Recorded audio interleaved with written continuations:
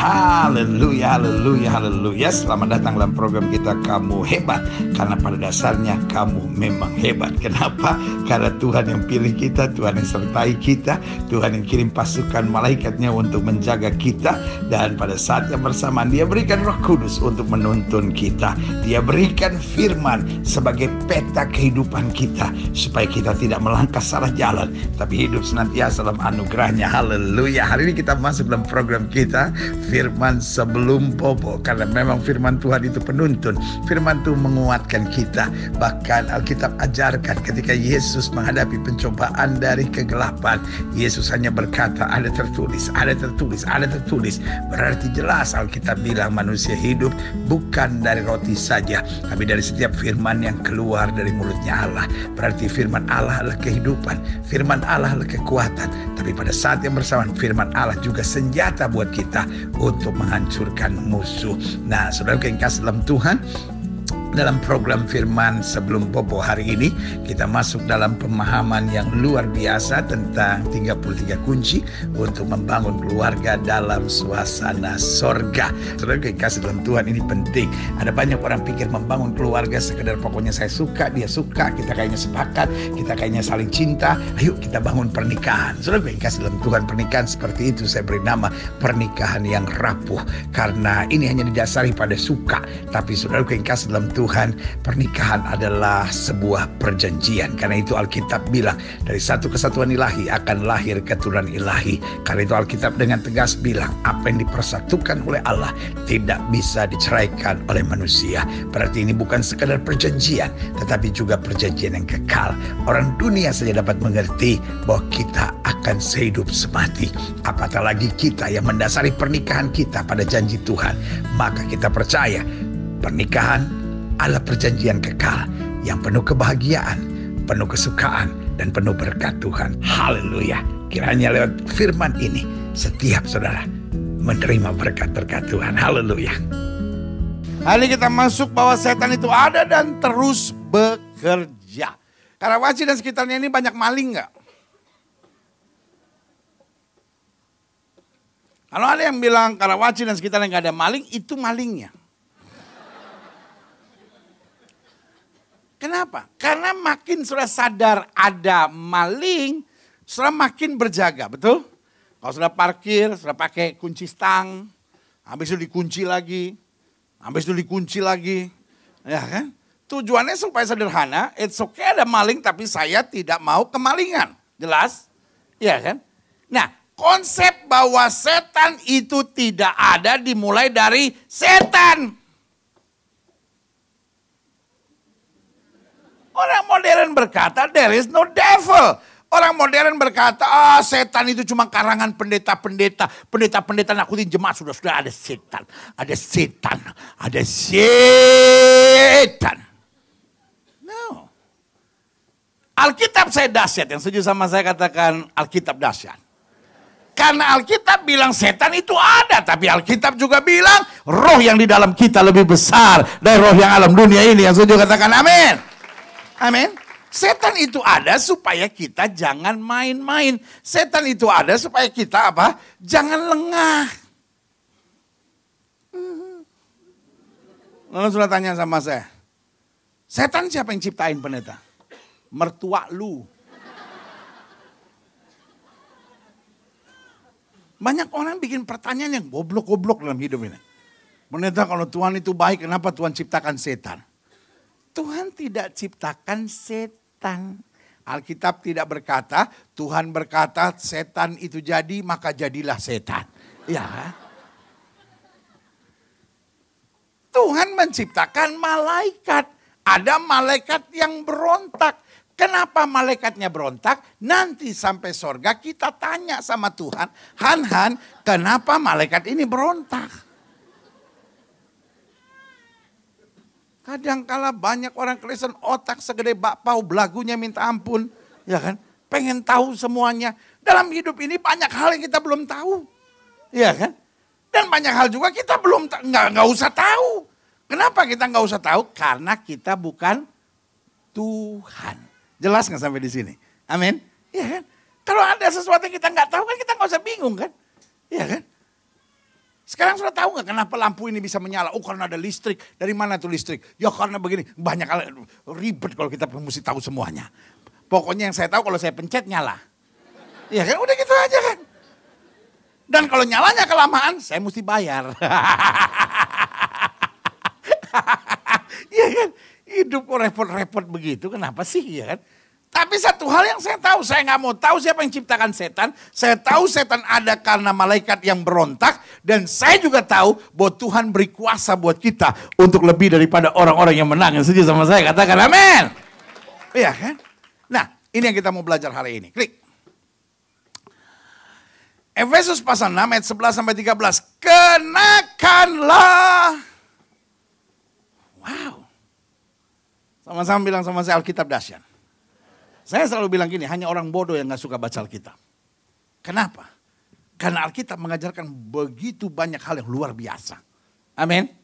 Betul, Alkitab ngajarin setan itu ada, tapi Alkitab juga kasih jawabannya. Kenakan seluruh perlengkapan senjata Allah supaya apa? Kamu dapat bertahan melawan apa? Tipu muslihat iblis.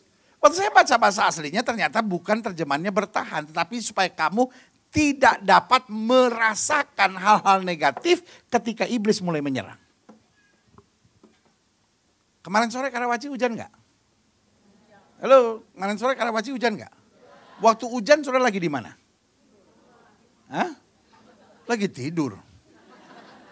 Saudara lagi di rumah. Nah, pertanyaan saya sederhana. Waktu saudara di rumah, hujan menyusahkan saudara nggak? Saudara berasa ada sesuatu yang mengganggu nggak? Tidak. Kenapa? Saudara ada di perlindungan yang begitu kuat di rumah saudara sehingga hujan tidak mengganggu. Apa yang saudara rasakan ketika hujan?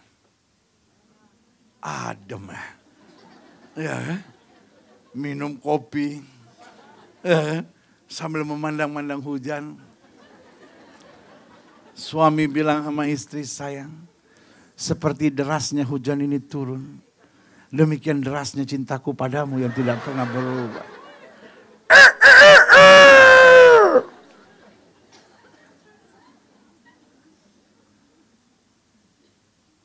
Tapi buat penumpang ojek, hujan mempengaruhi enggak? Serba salah. Mau berhenti, masa kita duduk berduaan sama supir ojek? Mau dibiarin basah, ya kan? Mau pakai payung, terbang sama payung-payungnya. Ngerti gak mas saya? Hujan bikin masalah enggak? Tergantung buat siapa. Tergantung buat mereka yang sedang ada di mana.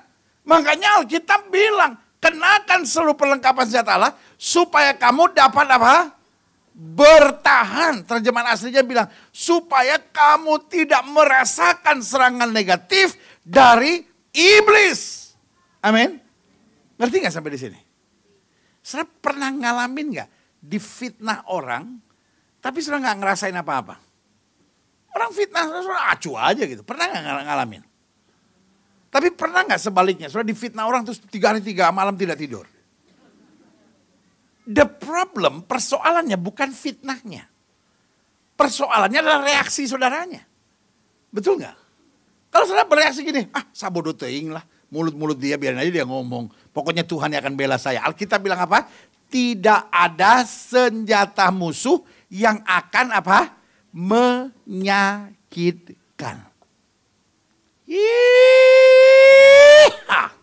Amin. Iya kan? Jadi kita nggak usah berdoa, Tuhan tolong dong Tuhan supaya setan jangan nyerang-nyerang saya. Loh itu kerjaannya. Setan nggak ada kerjaan lain. Seandainya setan bisa main Instagram, pasti dia nggak akan ganggu kita.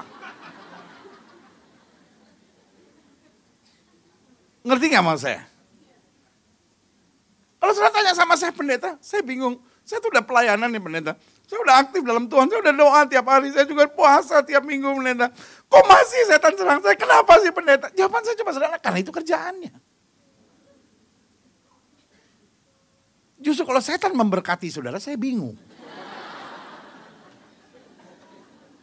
Setan gak punya kerjaan lain. Kerjaan setan cuma apa? Ganggu. Cuman sekarang posisinya ada dua. Dia bisa ganggu kita atau enggak, itu aja. Tanya sama sebelah saudara, lu bisa diganggu enggak? Halo? Kira-kira iblis takut enggak lihat saudara pegang Alkitab? Kira-kira iblis takut enggak lihat saudara penyembahan dalam bahasa roh?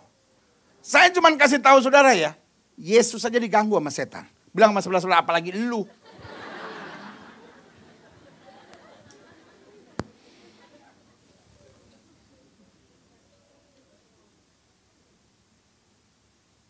Yesus diganggu gak sama setan? Kapan diganggu? Lu belum puasa 40 hari. Yesus saya udah puasa 40 hari diganggu. Cuman bedanya, Yesus merasakan gak gangguan iblis? Jika engkau anak Allah, robah batu ini menjadi roti. Sebentar ya, saya mikir dulu ya, robah jangan. Lalu Alkitab berkata Yesus menghitung kancing baju. Robah jangan.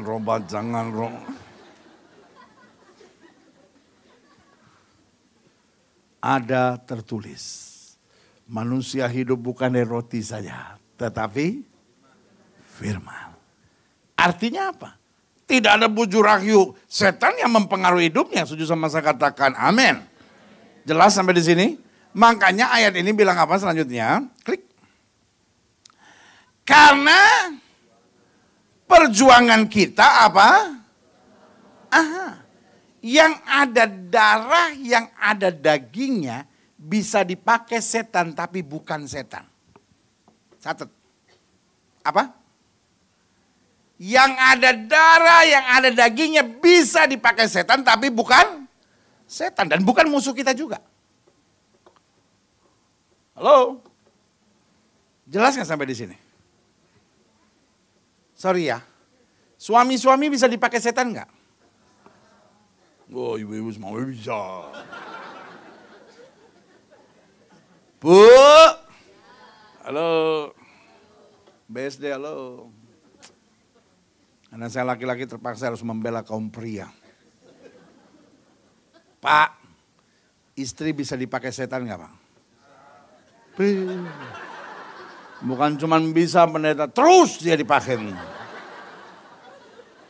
Gini ya. Sebetulnya saya mau nanya sesuatu sebetulnya, tapi saya nggak merasa digerakkan. Sebetulnya saya mau nanya sesuatu, tapi saya nggak merasa digerakkan. Cuman karena saya sama saudara kan dekat kan, maksudnya kita kan gembala sama jemaat kan, di antara kita nggak boleh ada tembok-tembok pemisah kan. Kan kalau nggak kan saudara pasti mikirin dong, dia mau nanya apa ya, kok dia nggak jadi nanya gitu ya.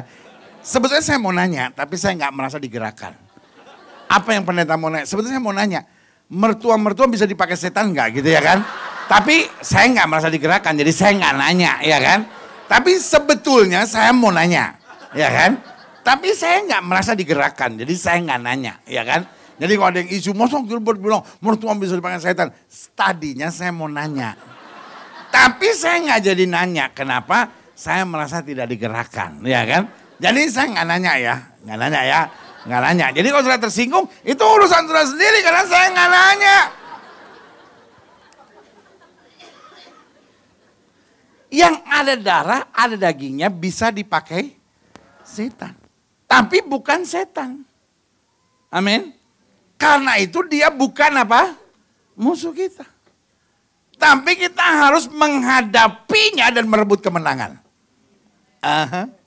Jelas. Oke, kita lihat selanjutnya tadi ya. Ayat 12. Perjuangan kita, sama-sama bilang sama saya, perjuangan.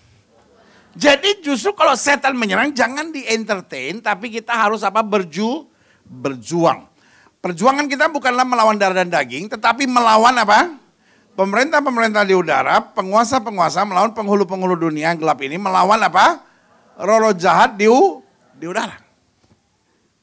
Semua istilah ini, pemerintah-pemerintah, penguasa-penguasa, penghulu-penghulu dunia yang gelap ini, mengajarkan kepada kita setan lagi. Serius. Ya memang setan, cuma saya setannya serius. Udah nyeletuk salah lagi. The devil is serious. Hello? Adik-adik muda, saya mau bilang setan itu serius loh. Dan setan itu ada. Makanya kalau sudah pacaran, ingat setan itu ada. Hati-hati saudara-saudara loh. Ya kan? Kalau sudah lagi jatuh cinta, hati-hati, ingat setan itu ada.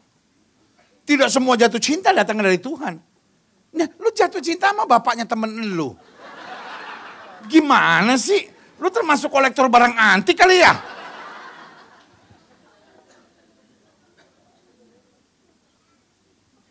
Nah, lu jatuh cinta sama pacarnya temen lu lah. Itu paling bahaya tuh.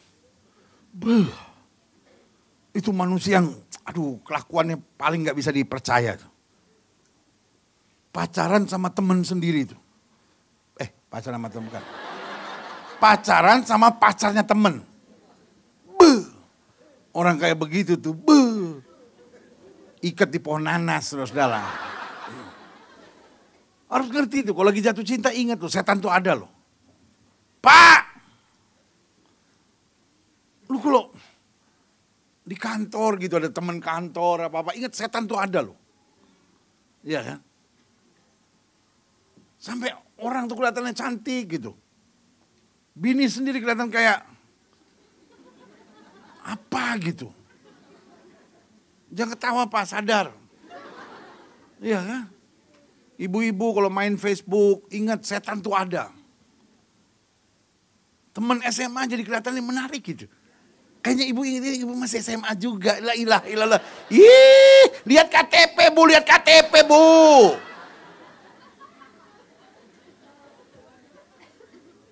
Memang itu teman SMA Bu, tapi itu waktu tahun 64 Bu.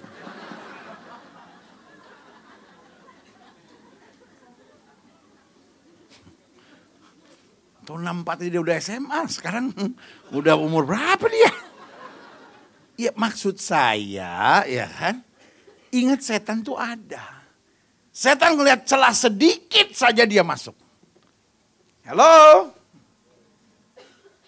Jadi adik-adik muda kalau lagi buka-buka handphone, ingat setan tuh ada. Sehingga akhirnya ada aja. Tertarik buka situs cabul lah, inilah gitu. Ketika kita tahu setan ada, kita lebih berhati-hati. Jelas nggak sampai di sini? Amin. Dikatakan apa? Tadi ayat 12. Perjuangan kita bukan melawan darah dan daging, tapi melawan pemerintah-pemerintah, melawan penguasa-penguasa, melawan penghulu-penghulu dunia yang gelap ini. Melawan roh jahat di udara. Setan itu apa? Serius. Ayat 13. Sebab itu, karena setan itu serius, ambillah seluruh perlengkapan senjata Allah, supaya kamu dapat mengadakan apa? Perlawanan pada hari yang jahat itu, dan apa? Tetap berdiri sesudah kamu reach the target. Setiap kali kita baru saja lebih meningkat secara iman, setiap kali kita baru saja ngalamin berkat-berkat spesial, setiap kali kita baru saja ngalamin kemuliaan Tuhan yang dahsyat, setiap kali kita mulai ngerasa rumah tangga kita luar biasa, setiap kali kita ngerasa masa muda kita mulai dahsyat, setan ada saja untuk apa? Mengadakan penyerangan. Tapi Alkitab berkata kita harus tetap berdiri, sama-sama bilang tetap berdiri. Amin. Nah, makanya saya simpulkan gini, klik. Aha. Ini selalu saya ulangi berkali-kali, senjata setan di akhir zaman sedang diarahkan pada keluarga. Kenapa? Karena kalau keluarga hancur, generasi hancur. Kenapa keluarga? Karena kalau keluarga goyah, damai sejahtera kita hilang. Karena kalau keluarga kacau, banyak hal yang bisa kacau. Nah, karena itu saya catat demikian. Salah satu mimpi terbesar setan adalah apa? Keluarga hancur. Apa saja mimpi setan? Mungkin saudara menatap saya, kok pendeta tahu-tahu aja mimpi-mimpinya setan. Kemarin dia baru telepon saya. Ya kan? Apa mimpi-mimpinya setan? Klik. Minimal ada 5. 1. Setan ingin keluarga hancur. Adik-adik muda persiapkan keluarga dengan baik. Dan kepada bapak-bapak, ibu-ibu yang ada di sini, izinkan saya menitip keluarga-keluarga kita. Bangun suasana sorga di dalamnya. Amin. Mertua-mertua bangun suasana sorga buat anak-anak saudara juga. Amin. Setiap bapak ibu yang mungkin sudah usia lanjut, ya kan? Ya pendeta, anak-anak saya semua sudah menikah. Bagus, dorong anak-anak sudah untuk membangun keluarga yang bahagia. Bimbing mereka, kalau ada masalah tenangkan mereka. Amin. Beritahu mereka, problem is normal. Amin. Iya kan? Karena mimpinya setan keluarga hancur. Berarti we will do everything we can. Kita akan buat apa saja yang kita bisa untuk membangun keluarga bahagia. Amin. Yang kedua, apa yang setan mau? Mimpi setan selanjutnya agar gereja pecah. Ya kan? Setan seringkali mengirim ke gereja orang-orang yang suka mengadu domba satu sama lainnya. Ya kan? Menjelekkan satu sama lainnya. Ya kan? Untuk mengadakan apa? Pecah. Nanti kalau pecah, wah setan senang sekali. Kenapa? Karena taruhlah satu gereja isinya 500. Kalau pecah, tidak menjadi 250 tapi 250. Tetapi menjadi yang satu 100, yang satu 150. 250-nya kemana? Murtad. Ngerti gak mau saya? Iya kan? Setan mau gereja pecah. Di mana-mana ada saja penghasut, provokator yang setan kirim. Bilang sama sebelah saudara, lu jangan mau. Amin. Segala upaya apapun untuk pecahnya sebuah gereja itu adalah upaya dari setan. Karena God is God of unity. Allah itu adalah Allah perdamaian. Ketiga saya pelajari, apa mimpi setan? Agar hamba-hamba Tuhan kompromi. Tugasnya hamba Tuhan apa? Yang benar dibenarkan, yang salah disalahkan. Tetapi mulai akhirnya hamba-hamba Tuhan banyak demi uang lah, demi disenangin orang lah. Akhirnya mulai kompromi. Makanya di gereja ini tuh akan dengar firman Tuhan yang jelas. Kenapa? Karena saya tidak mau kompromi untuk apapun. Saya tidak mau akhirnya sudah disesatkan hanya karena saya tidak enak membicarakan kebenaran. Buat saya kebenaran kadang-kala keras dan pahit.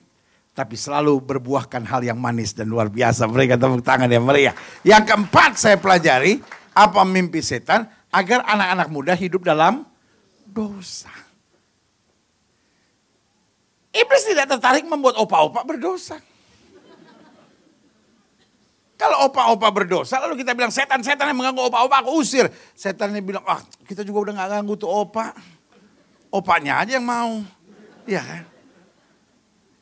Taruhlah opa mau berselingkuh, kan susah.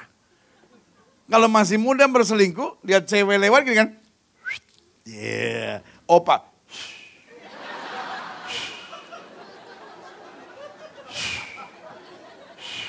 So lebih banyak angin.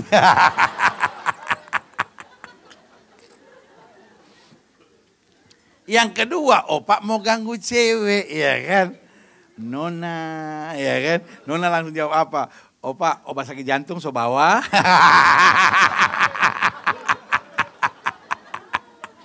Karena nonanya mau tuh, lagi berdua dengan opa, tiba-tiba opa dapat serangan.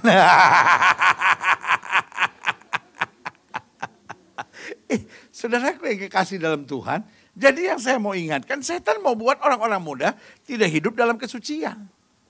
Iya kan? Karena Yosua bilang apa? Kuduskan dirimu hari ini, maka besok Tuhan akan melakukan perkara yang dahsyat. Artinya apa? Kalau anak muda hidup dalam kebenaran, maka hari-hari depannya, hari-hari yang luar biasa, yang setuju sama saya katakan dahsyat. Amin. Nah, selanjutnya, klik saya pelajari. Apa mimpi setan? Mimpi setan adalah agar pemimpin-pemimpin tidak berjalan dalam hikmat. Persoalan Indonesia sederhana. Indonesia harus gak sih jadi negara susah? Kita penduduknya saja. Berapa penduduk Indonesia? Dulu kata Roma Irama bilang 135 juta penduduk Indonesia. Teret, ya kan? Sekarang udah 250 juta lebih. Ya kan? Cari 21 orang untuk main bola aja belum beres sampai sekarang. Ngerti gak maksud saya? 250 juta main bola. Oke gak bisa 21-11 deh. Ya kan? Belum bisa. Memang benar 250 juta ini goblok semua. Cuman pemimpinnya tidak ada yang berhikmat. Ngerti gak maksud saya? Pintarnya pintar, pintar banget. Uang miliaran bisa hilang di bangsa ini. Hebat lah kalau. Kalau soal pinter-pinter sekali lah ya kan. Ya, kasus apa bisa hilang itu. Jago, pintar. Cuman tidak berhikmat. Kawan saya di Israel bilang begini. Israel ini negara kecil, 6,5 juta penduduknya. 6,5 juta. Kok ada setengahnya? 6,5 juta. 6,5 juta ya kan? 6,5 juta berarti ada yang setengah dong ya kan? 6,5 juta. Bahasa Indonesia suka terbalik-balik ya kan? 6,5 juta penduduknya. Tidak ada tambang, tidak ada minyak bumi. Boro-boro tambang sama minyak bumi, air saja tidak ada. Tetapi jangan salah, sebagian besar penerima Nobel datangnya dari Israel. Betul nggak? Sebagian besar pencipta atau penemu hal-hal dahsyat dalam dunia ini adalah orang Israel. Dia bilang, kita nggak punya apa-apa, tapi kita cuma punya otak. Itu nyindir saya banget. Saya langsung alihkan pembicaraan. Kita orang banyak, betul nggak? Orang Israel minyak bumi nggak ada, minyak satu-satunya cuma minyak zaitun. Kita minyak lawang coba. Minyak kayu putih coba. Minyak tawon coba.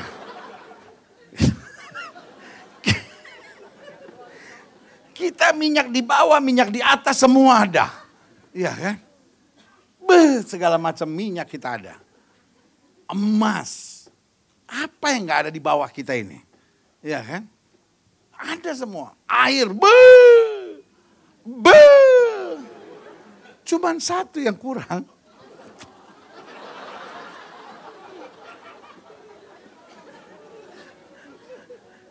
Ngerti gak mas saya?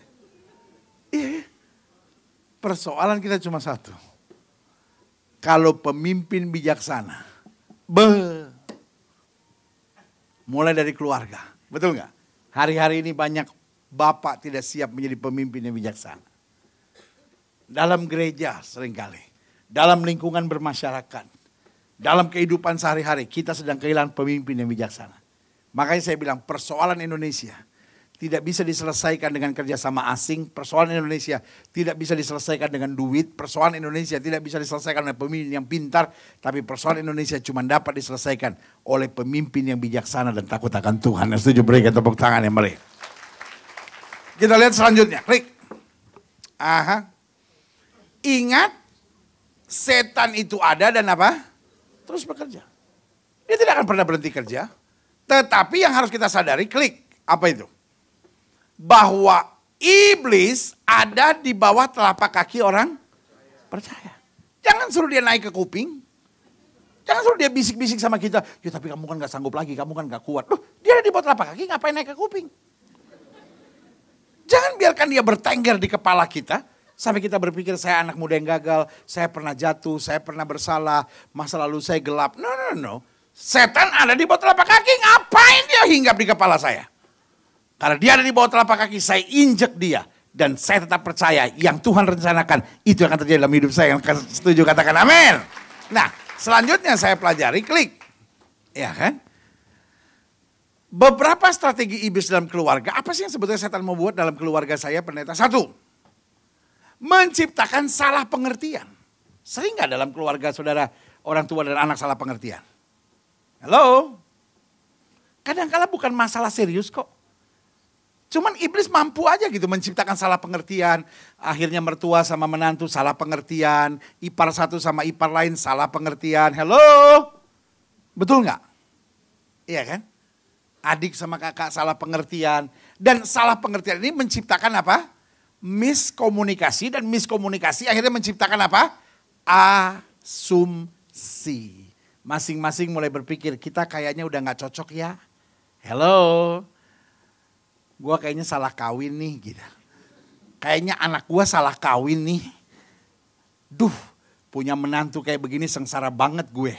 Aduh, punya mertua begini kutuk apa yang terjadi dalam hidup gua. Akhirnya mulai ada asumsi. Hidup bukan soal besarnya masalah. Tapi hidup soal apa? besarnya pikiran negatif yang menjajah hidup kita. Ngerti nggak sampai di sini? Yang kedua, apa yang setan mau ciptakan? Jadi yang pertama, kalau sampai terjadi mulai salah pengertian gitu. Saudara tuh jangan cepat emosi dulu. Jangan cepat terpancing oleh programnya setan. Langsung dalam nama Yesus, saya patahkan roh jahat. Ini istilahnya kita udah tahu kartunya nih. Oh, ini setan udah mulai main nih. Berarti saya tetap harus berjuang untuk menaburkan kasih. Saya tetap harus berjuang untuk membangun damai sejahtera. Saya harus berjuang untuk menyatakan kemuliaan Tuhan. Yang kedua, saya pelajari. Dan ini juga berlaku dalam banyak hal ya. Dalam pelayanan, kadang-kadang lagi asik-asiknya tiba-tiba muncul salah pengertian.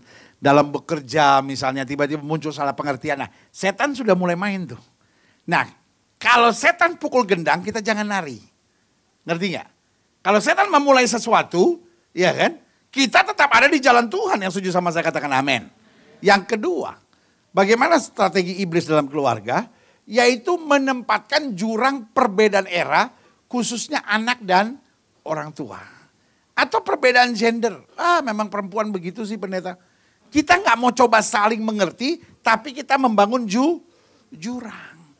Makanya hari-hari ini jarang kita jumpai anak curhat sama orang tuanya. Karena ngerasa, mama kolot pendeta. Sebentar-bentar kalau ngomong, dulu waktu zaman mami, Pati Murah itu teman kelas. Kayaknya tua banget gitu kan.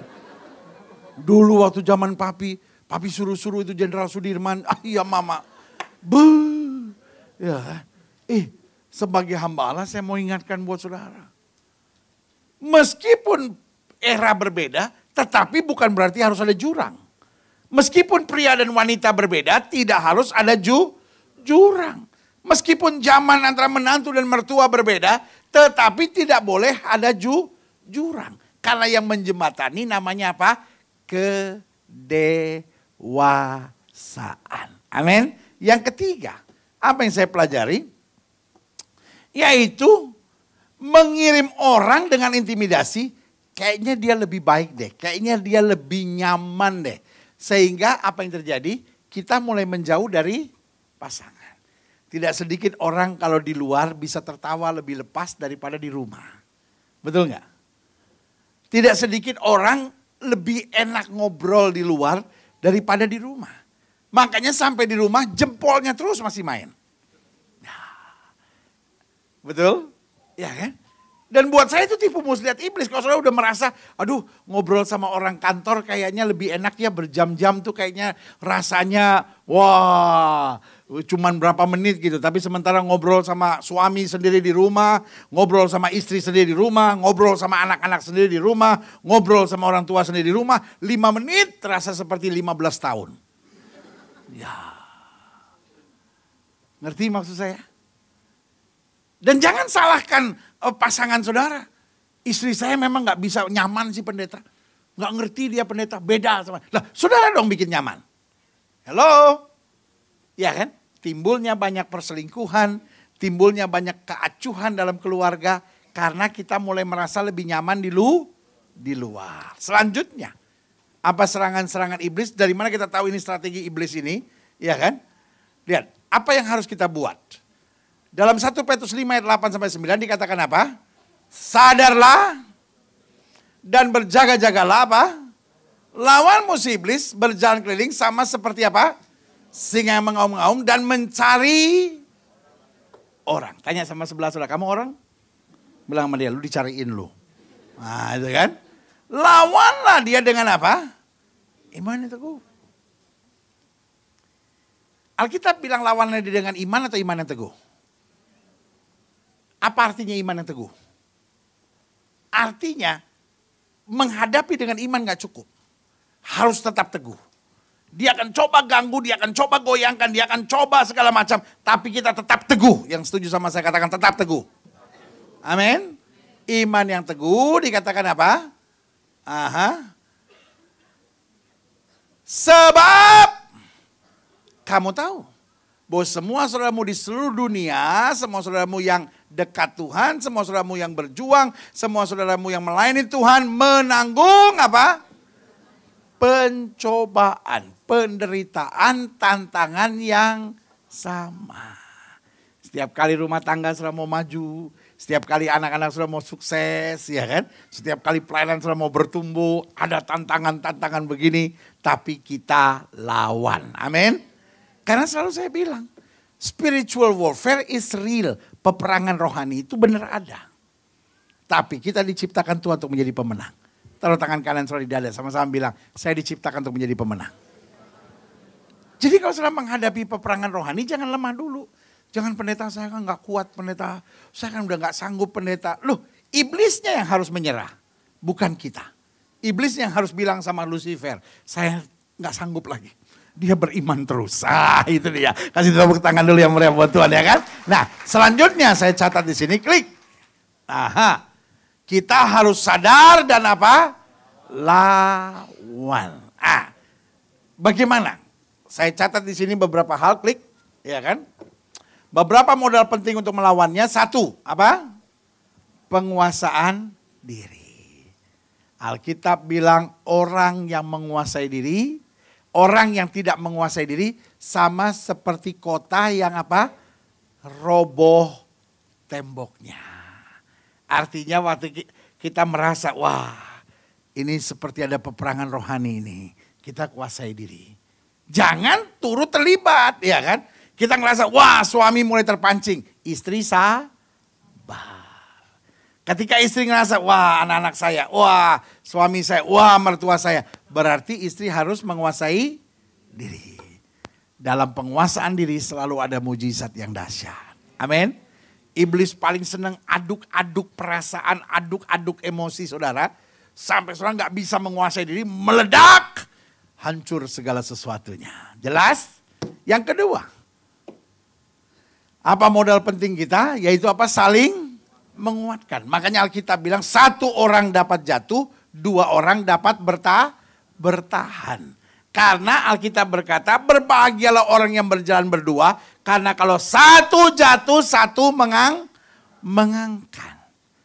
Jangan suami udah emosi, istri tambah emosi. Jadi kamu maunya apa? Astaga. Ya. Sudah tahu gak? Kadang-kadang ribut di rumah tuh soal sepele. Suami bawa mobil, tiba-tiba dipotong di depan sama Metro Mini. Suami bilang, gila ini Metro Mini. Istri bilang, ya kamu dong ngomong langsung, jangan teriak-teriak di dalam mobil gini. Suami lagi jengkel digituin, tambah marah dia. Kenapa? Kamu istrinya supir Metro Mini itu, kenapa kamu bela dia? Papa udah kelewatan Pak, ya mulut dijaga Pak. Ya karena kelakuan kamu itu. Ya udah Pak, kita bercerai kalau begitu. Goblok gak itu? Supir Metro Mininya aja masih merokok di situ tenang. Lu berdua mau bercerai. Kan gampang. Kalau suami emosi karena dipotong oleh Metro Mini, ya kan? Gila nih supir Metro Mini. Papa, supir Metro Mini, papa pikirin. Aku di samping gak pernah. Apa sih kamu?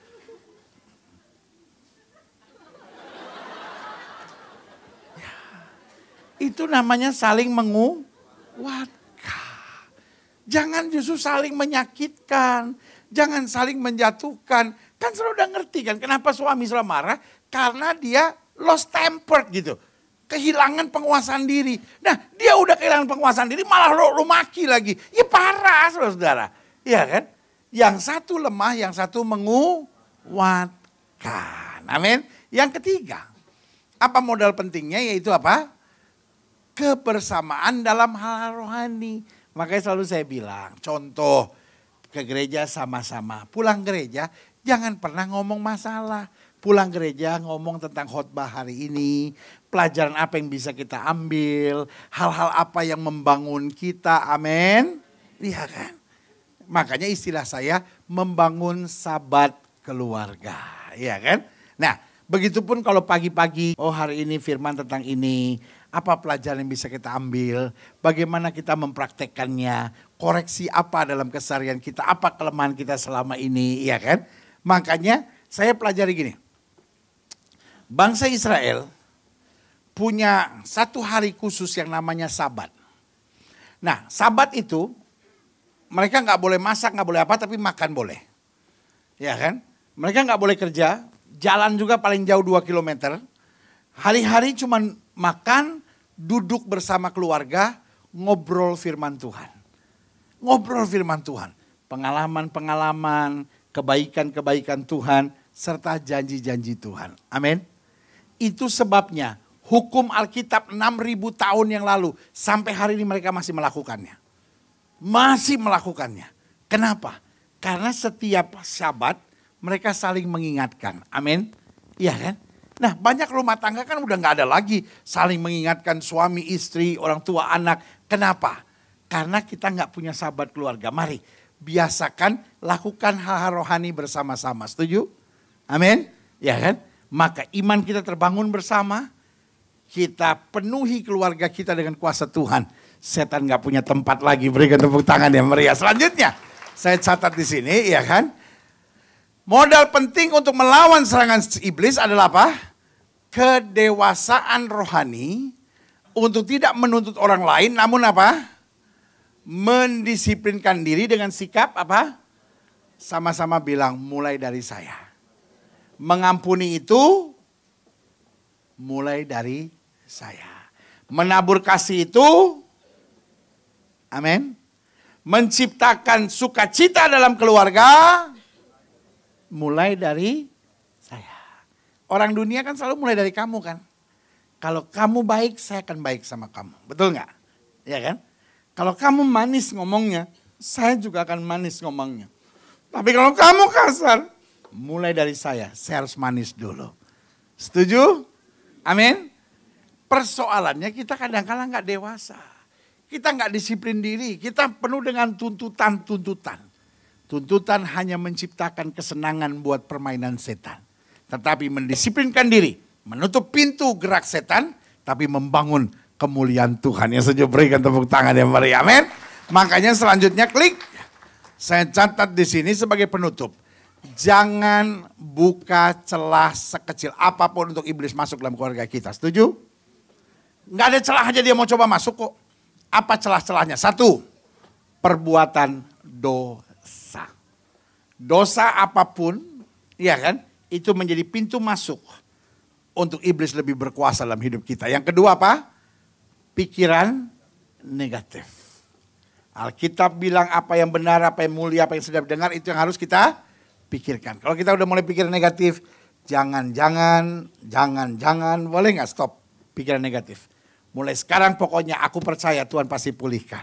Aku percaya Tuhan pasti bela. Aku percaya pasti ada mujizat. Aku percaya pasti ada hal-hal yang dahsyat. Amin. Lalu yang ketiga apa? Ingatan-ingatan masa lalu. Ya kan? Jadi jangan, wah tapi kan suami saya pernah begini, istri saya pernah begini, anak-anak saya pernah begini, saya kan pernah begini, dia kan pernah begini. Selalu melihat ke depan. Dan akhirnya apa? Perkataan-perkataan sembarangan. Jangan deh pakai perkataan-perkataan yang sembarangan. Kamu tuh dasar istri yang menyusahkan aku. Gara-gara aku nikah sama kamu. Wah itu. Kamu dasar anak bodoh. Boleh nggak? Jangan katakan semua yang kita pikirkan. Tetapi pikirkan semua yang kita katakan. Apakah ini membangun? Apakah ini jadi berkat? Apakah ini memuliakan Tuhan? Apakah ini menguatkan imannya? Karena apa yang kita katakan, jika kita tidak bimbang tapi percaya, itu akan terjadi. Setan itu ada, tetapi kemenangan Tuhan sediakan buat orang yang percaya. Berikan tepuk tangan yang meriah. Saya undang kita semua bangkit berdiri. Haleluya. Setiap kepala tertunduk, setiap hati terangkat pada Tuhan. Setan itu ada, tapi dia tidak punya kuasa. Jangan biarkan setan memenuhi pikiran kita. Jangan biarkan setan menjalankan strateginya atas hidup kita. Tetapi hidup dalam kemuliaan Tuhan. Jika itu doamu, taruh tangan kananmu di dada. Orang di sekitarmu bisa saja dipakai oleh setan. Tapi engkau tidak mau terseret di dalamnya. Engkau tidak mau menghakimi, tetapi engkau mau menang atasnya. Jika itu doamu, taruh tangan kananmu di dada. Atau mungkin hari ini kau berkata, saya sedang merasa serangan itu datang, tapi saya tidak mau terpancing. Saya mau hidup dalam kemuliaan Tuhan. Dan saya percaya pembelaan Tuhan luar biasa atas hidup saya. Jika itu doamu, taruh tangan kananmu di dada. Jangan buka pintu lewat perkataan yang negatif, lewat pikiran-pikiran yang negatif. Tetapi mulai hari ini, Tetap imani janji dan kuasa Tuhan. Engkau pasti menang, engkau pasti menang, engkau pasti menang, engkau pasti menang. Lawanmu si iblis sama seperti singa yang berkeliling mencari orang yang dapat ditelannya. Tapi lawanlah dia dengan iman dan teguh. Jika itu doamu, taruh tangan kananmu di dada. Setiap saudara yang didoakan, yang taruh tangan kanan sudah di dada. Boleh angkat tangan dua-dua tinggi-tinggi. Izinkan saya berdoa sekarang. Bapa, dalam nama Yesus, lihat tangan anak-anakmu yang terangkat dua-dua di hadapan Tuhan. Kami angkat tangan kami dua-dua karena kami tahu Tuhan pembela kami. Kami tahu iblis ada di bawah telapak kaki orang percaya. Sadarkan kami atas segala peperangan rohani yang terjadi. Mampukan kami mengenakan seluruh perlengkapan senjata Allah, supaya kami dapat bertahan dalam menghadapinya. Lihat tangan-tangan yang terangkat, lihat hati yang terbuka, lihat yang hidupnya dipersembahkan bagi Tuhan. Sehingga hari ini kami dapat berkata, kami lebih daripada orang-orang yang menang, karena Yesus yang mengasihi kami. Terima kasih Bapa. Lihat tangan-tangan yang terangkat, lawat satu persatu. Hamba juga doa buat yang sakit Allah, karena hamba percaya kesembuhan adalah hak mutlak kami sebagai orang percaya. Di dalam nama Yesus, kami tolak segala sakit penyakit. Kami tolak segala kelemahan tubuh. Setiap saudara yang sakit, taruh tangan kananmu di bagian tubuhmu yang sakit. Kami tolak sakit penyakit, kami tolak kelemahan tubuh. Kami tolak campur tangan kegelapan. Kami patahkan kuasanya di dalam nama Yesus. Hai setan sakit penyakit, kau tidak punya kuasa atas tubuh orang percaya. Tubuh kami telah dibeli dengan harga yang mahal, yaitu darah Yesus. Kami perintahkan sekarang di dalam nama Yesus, keluar, keluar dalam nama Yesus. Kuasa kesembuhan, kuasa mujizat boleh terjadi, karena kami percaya Yesus kami tidak berubah, dulu, kemarin, hari ini, dan sampai selama-lamanya. Dengan iman kami nyatakan, oleh bilur-bilur Kristus, kami yang percaya sudah dijamah dan disembuhkan Tuhan dengan kuasa yang luar biasa. Haleluya, haleluya. Setiap saudara yang sudah doakan untuk kesembuhan, sama-sama katakan, saya sembuh oleh bilur Yesus. Sama-sama katakan, saya sembuh oleh bilur Yesus. Sama-sama katakan, saya sembuh oleh bilur Yesus. Dengar, sesuai dengan imanmu jadi padamu. Amin. Engkau sudah didoakan, imanilah. Haleluya, haleluya. Hamba mengasihi jemaatmu satu persatu. Apa yang Tuhan taruh di hati hamba sudah hamba sampaikan bagi umatmu. Hamba doa firman termeterai. Apa saja yang mereka kerjakan berhasil. Mereka nggak turun tapi naik. Mereka nggak jadi ekor, mereka jadi kepala. Hari-hari yang penuh mujizat menjadi bagian hidup mereka. Terima kasih Bapa. Rumah tangga penuh damai sorga. Dan setiap anak-anak muda makin dahsyat. Setiap mereka yang bekerja, setiap mereka yang usaha, setiap mereka yang dagang, selalu mengalami berkat-berkat Tuhan yang luar biasa. Kami terus menjadi orang-orang yang hidup dalam rencana Tuhan sempurna. Kami menang atas segala tipu muslihat iblis. Karena kami tidak diciptakan untuk menjadi orang yang gagal. Kami diciptakan untuk diberkati.